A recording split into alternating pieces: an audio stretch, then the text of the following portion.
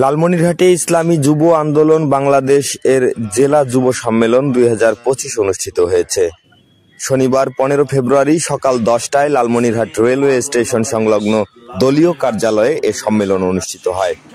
এতে প্রধান অতিথি হিসেবে উপস্থিত ছিলেন ইসলামী যুব আন্দোলন বাংলাদেশ এর কেন্দ্রীয় কমিটির আইন ও মানবাধিকার বিষয়ক সম্পাদক অ্যাডভোকেট মোহাম্মদ বায়েজিদ হোসাইন।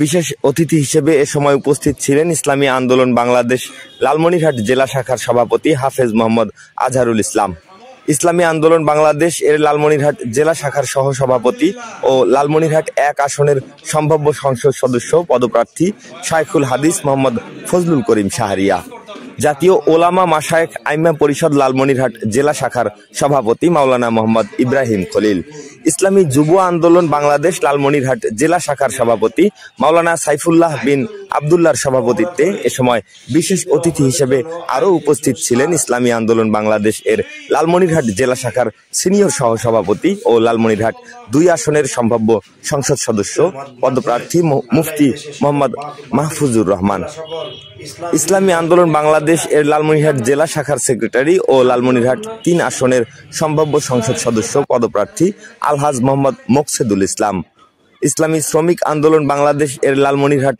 জেলা শাখার সভাপতি আলহাজ মোহাম্মদ আমিনুল ইসলাম প্রমুখ। এ সম্মেলনের সঞ্চালনা করেন ইসলামী যুব আন্দোলন লালমনিরহাট জেলা শাখার সেক্রেটারি মোহাম্মদ রিয়াজ উদ্দিন। সম্মেলন শেষে প্রধান অতিথি অ্যাডভোকেট মোহাম্মদ বায়েজিদ হোসাইন পূর্বের কমিটি বিলুপ্ত ঘোষণা করে 2025-26 সালের জন্য সভাপতি হিসেবে হাফেজ এনামুল হক, সহসভাপতি পদে মোহাম্মদ শফিকুল ইসলাম ও সাধারণ সম্পাদক পদে মোহাম্মদ নিয়ামতুল্লাহকে মনোনীত করে নাম ঘোষণা করেন। মামুনুর রশিদ মিঠু, লালমনিরহাট। ইসলামী আন্দোলন বাংলাদেশ কর্মসূচি ঘোষণা করবেন, বাস্তবায়ন করার জিম্মাদারি, বাস্তবায়ন করার দায়িত্ব হলো যুব আন্দোলন। কি বলেন? কারণ আমরা সহযোগী সংগঠন, তো এই সহযোগিতা করার জন্য আমাদেরকে সর্বাত্মকভাবে সব সময় প্রস্তুতি গ্রহণ করতে হবে।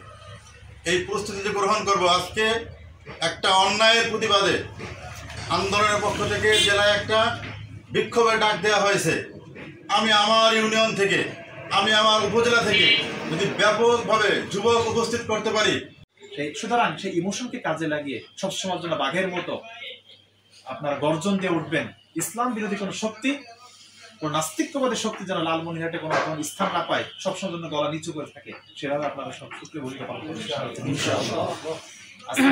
সকলকে আপনি আল্লাহ কবুল ও মঞ্জুর করে। সুবহান রাব্বিকা রাব্বিল ইজ্জাতি।